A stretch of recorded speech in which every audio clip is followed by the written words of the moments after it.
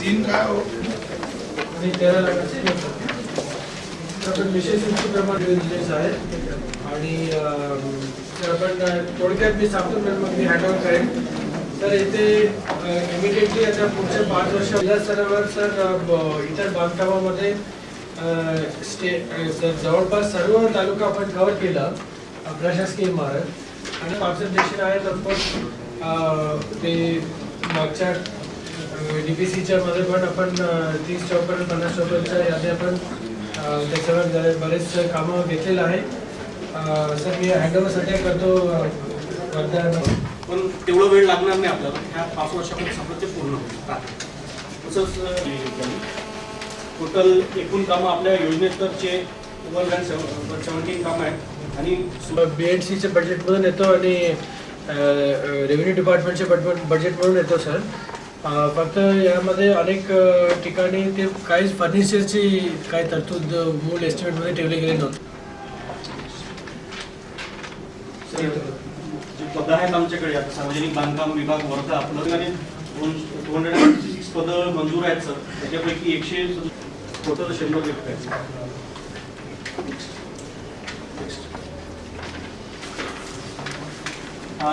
बजाज चौक आहे तिथे आपण एक नवीन उड्डाणपूल प्रस्तावित करतो नाहीये.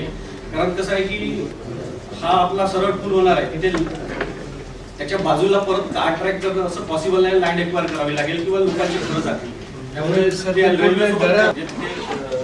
करता येईल. टेंडरची कारवाई लवकर झाली पाहिजे. त्यामुळे थांबला ते काहीतरी थोडंसं. फुलगाव उड्डाणपुलाचं का झालं तसंही भूमिपूजन झालं ना. जर सिंधीचं झालं तर तसंही झालं होतं. फुलगाव उड्डाणपूल ती जरा सिंधीचं झालं मोठी माहिती नव्हती.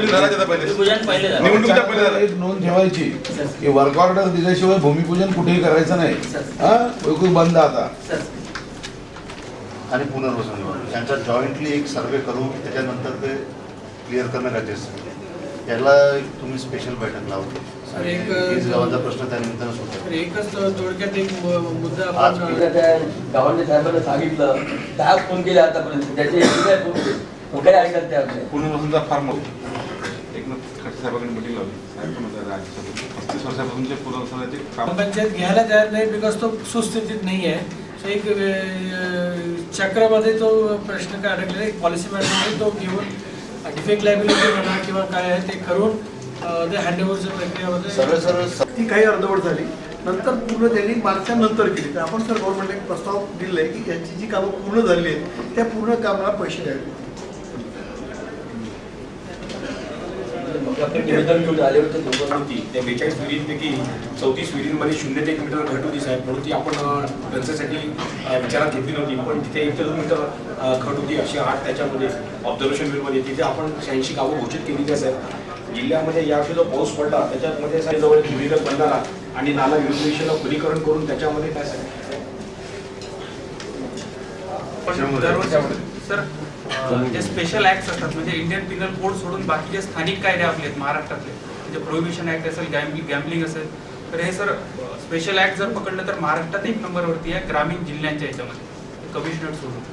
आणि सर जर आपण दाखल गुन्ह्याचे प्रमाण जर बघितलं पर लॅक तर त्याच्यामध्ये सर आपण नंबर 4 वरती येतो इन्क्लुडिंग कमिशनर. त्यामध्ये सर अमरावती नागपूर शहर औरंगाबाद शहर आणि त्याच्यानंतर वर्धा जिल्हा आहे तो सर.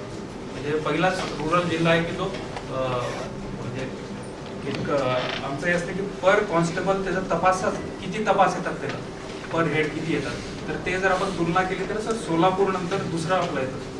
हे सर जस्ट एक कंपॅरिझन. दुसरा चर्चा केली नाही. भविष्यात आपण काही महत्त्वाचे विभाग त्या विभागाचं 5 वर्षाचं नियोजन त्याला लागणारा निधी गती अशी एकत्रित चर्चा करणार आहोत. साधारणतः या जिल्ह्याचा पालकमंत्री म्हणून आपल्या सर्वांकडून काही अपेक्षा आहेत आणि त्या अपेक्षा एवढ्याच आहेत की आपण सर्वजण या वर्धा जिल्ह्यातील लोकांना न्याय देण्यासाठी बसलो आहे आणि त्या दृष्टिकोनातून तुम्हाला मला सर्वांना काम करायचं आहे. हे खरं आहे की आम्ही राज्यकर्ते म्हणून मंत्री म्हणून काम करतो. तुम्ही प्रशासनाचे अधिकारी म्हणून काम करता. माझ्या दृष्टिकोनातून या सगळ्या गोष्टी गौण आहे. तुम्हीही 58 वर्षानंतर रिटायर्ड होणार आहात आणि आम्ही कधी रिटायर्ड होऊ याची माहिती आम्हालाही नसते की आमचं आणि तुमचं सर्वांचं काम समान आहे आणि ते काम आहे की लोकांचे प्रश्न सुटावेत, समस्या सुटाव्यात, त्यांचा विकास व्हावा. आणि हे करायचं असेल तर माझं एक साधं सूत्र समजून घ्या. जे चांगलं काम करतील अधिकारी त्यांच्या पाठीशी सरकार उभं राहील. जे वाईट काम करतील त्याच्यामागे कितीही मोठे लोकप्रतिनिधी उभे राहिले तरी त्याची गय मात्र होणार नाही. हे पहिलं सूत्र आहे. दुसरं, ज्या अधिकाऱ्यांना वाटतं की आपण गतीने काम करू शकत नाही त्यांनी नंतरच्या कारवाया टाळण्यासाठी पहिल्यांदाच पालकमंत्री म्हणून मला भेटावं की माझी तब्येत चांगली राहत नाही, मला BP आहे, मला अजून काय डिसीज आहे, अजून काय त्रास आहे, तर मी त्याला त्याच्या अकार्यकारी पदावर आत्ताच बदली करण्यासाठी मदत करेन. पण पदावर बसायचं कार्यकारी पदावर आणि काम मात्र करायचं नाही हे होणार नाही. आणि हे करण्याचा कोणी प्रयत्न केला तर पुढे त्रास होण्याची शक्यता आहे आणि तो त्रास शेवटपर्यंत आयुष्याच्या होण्याची शक्यता आहे. तशी व्यवस्था मी इनबिल्ट आता वित्त विभाग म्हणून करतो आहे. आणि म्हणून आपल्यापैकी कोणाला जर सहज वाटतं की नाही बा हे काम आपल्याला झेपत नाही तर पालकमंत्री म्हणून मला सांगावं, मी निश्चित मदत करेन. तेवढी माणुसकी माझ्यामध्ये आहे की तब्येतीच्या कारणामुळे कधी कधी काही काम होत नाही, मलाही मान्य आहे आणि आपण त्याला मदत करायला तयार आहोत. साधारणतः या जिल्ह्यात आल्यावर अनेक निवेदन येतात, त्याच्यात तक्रारी आहे, काही विकासात्मक आहे. जिल्हाधिकारी महोदयजी को आपको एक सजेशन आहे की आपण एक मगा तुमच्यापैकी एक चांगला अधिकारी द्या. जिल्ह्याचे जेवढे निवेदन माझ्याकडे येतील ते मी मोजून त्या फाईलवर तारीख टाकून मी तुमच्याकडे देईल.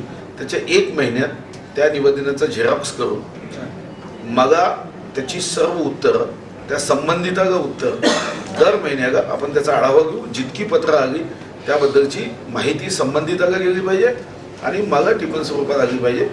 एक संगणक, एक ऑपरेटर आणि एक त्याच्यावर मॉनिटर करणारा अशी स्वतंत्र व्यवस्था पालकमंत्री म्हणून तुम्ही तयार करा आणि त्या प्रत्येक विषयाचं उत्तर हे मला आलं पाहिजे.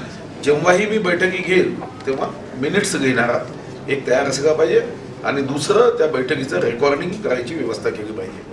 मला हा बैठक सभागृह याच्यापेक्षा अजून दुसरा आहे की नाही मला माहीत नाही.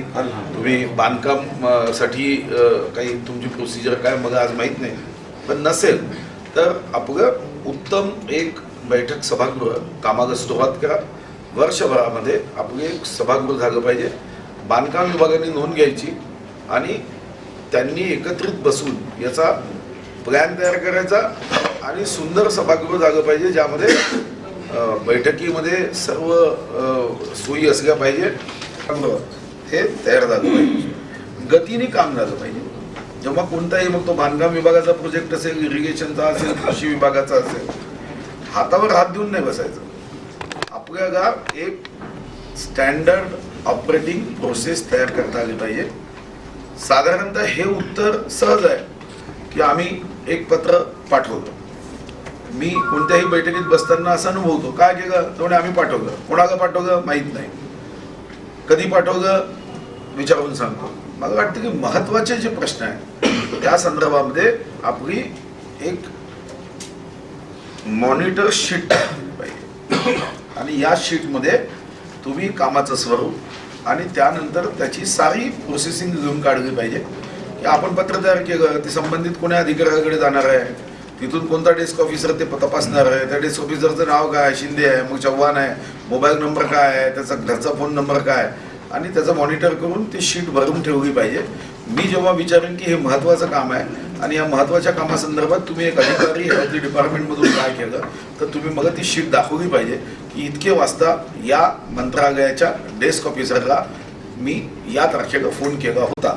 मग त्या डेस्क ऑफिसरचं पुढे काय करायचं ते सरकार ठरवेल. कारण आता कायदा आला 7 दिवसामध्ये प्रत्येक फाईल आपल्या टेबलवर पुढच्या टेबलवर केली पाहिजे.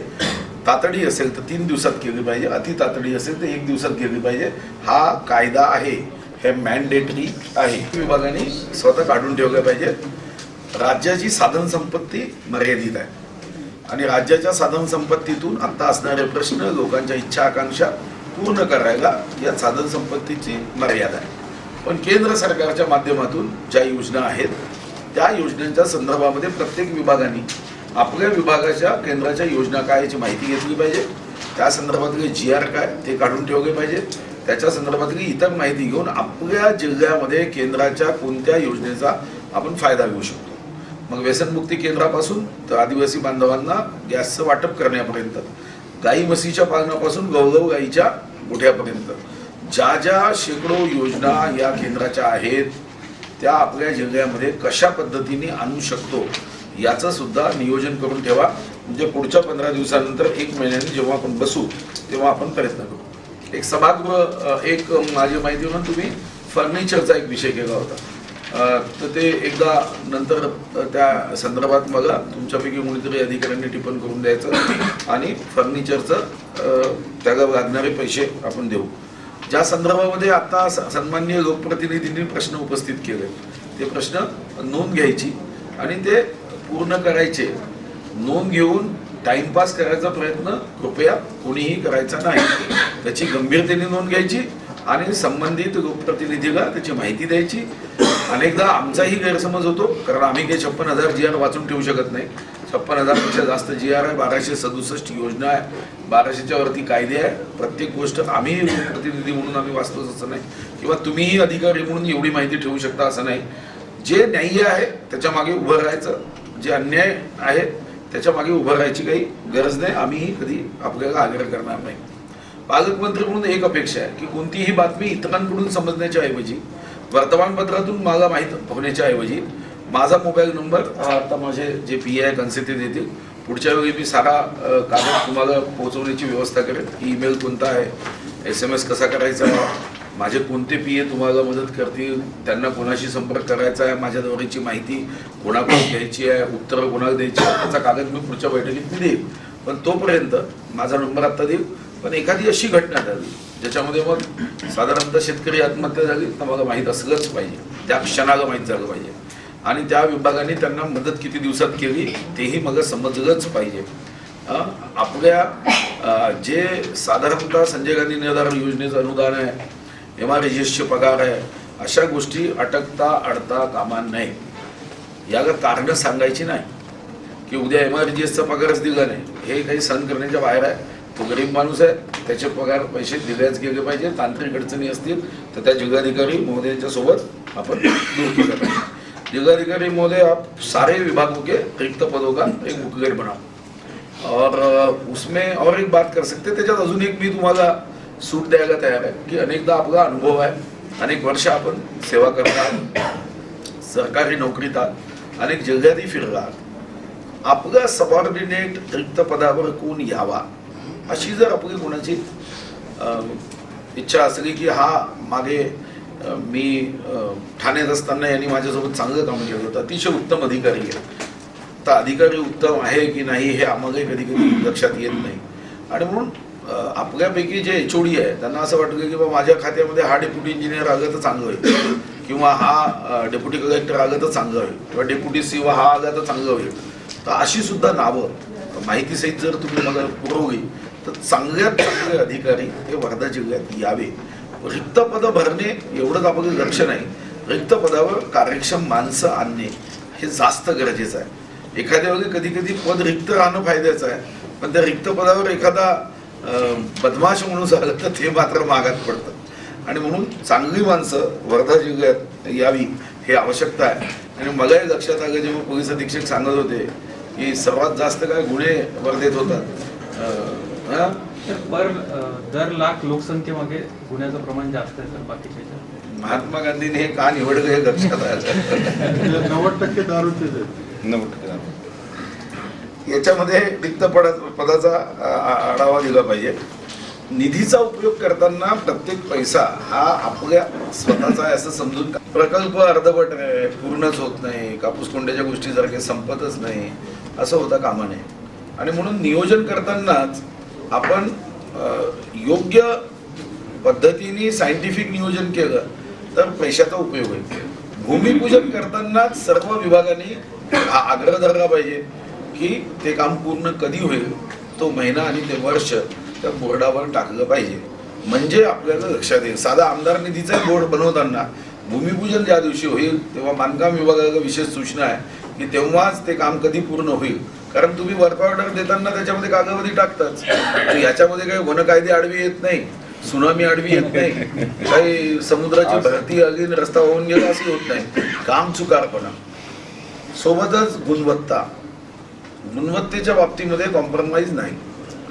कोण कोणाच्या जवळचा आहे, उद्या पालकमंत्र्याच्या जवळचा आहे म्हणून त्याला सूट द्यायची, हे धंदे बंद. अन्यथा तुम्ही सूट गेलात तर मात्र आयुष्यभर पश्चात्ताप होईल, असं काम हातून होईल. गुणवत्ता हे आपल्यासाठी कोणत्याही पद्धतीने कॉम्प्रोमाइजचा विषय असू शकत नाही.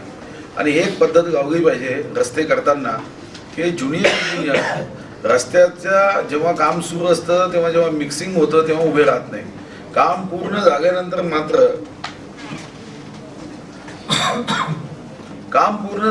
मात्र मग त्याच्यात त्रुट्या काढतात. तर या त्रुट्या नंतर काढण्याचं कारण नाही. पहिलेच तुमच्या विभागाच्या इंजिनियर्सनी गुणवत्ता बघितलं पाहिजे, दर्जा बघितला पाहिजे. दारू म्हणजे एक्साईज आणि SP साहेब, तुम्हाला एक सूचना अशी राहील की तुम्ही एकदा बसा. आता मी घाईघाईने कायद्यातले बदल तुमचे बघत होतो, पण आता घाईघाईने बघण्यापेक्षा तुम्ही एकदा सर्व कायद्याचा अभ्यास करा आणि मग एक 10-12 दिवसामध्ये कोणत्या कायद्यात बदल केला तर वर्धा जिल्हा दारू बंदी नव्हे तर व्यसनमुक्त होऊ शकेल.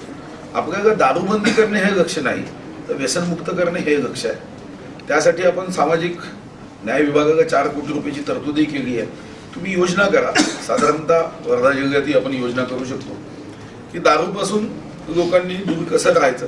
तुमच्या NGOज असतील, काही सामाजिक कार्यकर्ते असतील, यांचीही मदत घ्या आणि एक चांगली योजना या जिल्ह्यात करा की लोकांनी दारूपासून दूर व्हावं. आणि जे कायदे कडक करायचे आहे ते करा. मला तर वर्धा जिल्हा हा एक महसूलसाठी हा विषय चांगला दिसतोय, कारण 11 कोटी रुपये मागच्या वेळी मला वाटते दंडाच्या रूपात आले. त्याच्यात जर पैशाची वाढ केली तर साधारणतः 150-200 कोटी रुपये वाढू शकतील असं दिसतंय. चांगलं उत्पन्न वाढण्याचं क्षेत्र होत आहे, गुन्हे कमी होतील, गुन्ह्यावरही बंधने येईल. त्या दृष्टिकोनातून आपण केलं पाहिजे. त्यामध्ये वाहन जप्तीचा जो विषय आहे तोही विषय जर आपण चांगल्या पद्धतीने केला तर त्यामध्ये आपल्याला मदत होऊ शकेल. एक मागणी साधारणतः नगर परिषदकडून आली की या गावामध्ये चांगलं नाट्यगृह नाही आणि म्हणून त्याची नोंद घ्यायची. नगरपालिका प्रशासन, बांधकाम विभाग यांनी एक संयुक्त बैठक घ्यायची. अर्धवट नाट्यगृह आहे, त्याला किती पैसे घालतील याचं हे तयार करा. आणि या मार्चच्या बजेटमध्ये वर्धेचं नाट्यगृह झालंच पाहिजे आणि कोणत्याही परिस्थितीत झालं पाहिजे, उत्तम झालं पाहिजे याची काळजी घ्या. त्यासाठी तुम्हाला चांगले आर्किटेक्ट हायर करायचे असेल तर ती परवानगी घ्या, पण या ठिकाणचं नाट्यगृह चांगलं झालं पाहिजे. आता ग्रामपंचायतीच्या किती आहे CO साहेब, पवार साहेब, ग्रामपंचायती किती आहे? 517. त्याच्यापैकी ग्रामपंचायतीच्या इमारती किती ठिकाणी आहे ते बघा. आणि आता DPDC मध्ये किती पैसे मागच्या वर्षी ठेवले होते ते माहिती घ्या. ग्रामपंचायत इमारतीचं एक मॉडेल तयार करा आणि पुढच्या 5 वर्षात महत्वाची गावं तरी कमीत कमी ग्रामपंचायतची इमारत होईल आणि त्यामध्ये सर्व सुविधायुक्त ग्रामपंचायत आणि पुढे सर्व नेटनी जोडले जाणार आहे. आणि दर्जा महत्वाचा म्हणजे दर्जा, माझ्या दृष्टिकोनातून जे आव्हान आहे ते दर्जाचं आहे आणि त्याच्यामध्ये कॉम्प्रोमाइज करायचं नाही आहे. त्यामुळे या दृष्टिकोनातून आता तुम्ही एक मॉडेल तयार करा आणि ते मॉडेल तयार करून 817 गावं ना तुमच्या 817 ग्रामपंचायती, 517 ग्रामपंचायती, याच्यामध्ये किती ठिकाणी आहे ते 112 ठिकाणी नाही आहे सर स्वतंत्र ग्रामपंचायत. नाही, ते काढा तुम्ही. मग त्याच्यामध्ये कोणत्या कोणत्या योजनेतून पैसा येऊ शकतो ते बघा. DPDC मध्ये काही पैसे मी स्पेशली आपल्या जिल्ह्यासाठी वाढवून घेतो, पण आपल्याला कोणत्या कोणत्या निधीतून ग्रामपंचायतच्या इमारती घेता येतात त्याची एक स्वतंत्र यादी करा. तशीच यादी एक शौचालयाच्या संदर्भात करा की आपले जे असणारे आता GR आहे, ज्या तरतुदी, ज्या ज्या योजना आहे त्याच्यात आपण काय करू शकतो.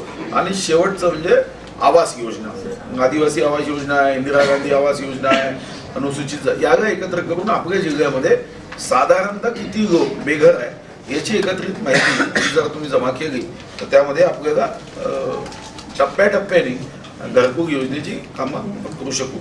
आज मी बाकी फार करत नाही. एक DPO लघु गटाचं आज फायनल करा आता आणि तुम्हाला लघु गटाची बैठक ताबडतोब घ्यावी लागेल. यादी आहे तुमच्याकडे, आताच घेऊन देतो. नाही बघा, फक्त तुमचे निवडून आलेले सदस्य कोणते दाखवा, कारण ते लघु गट करताना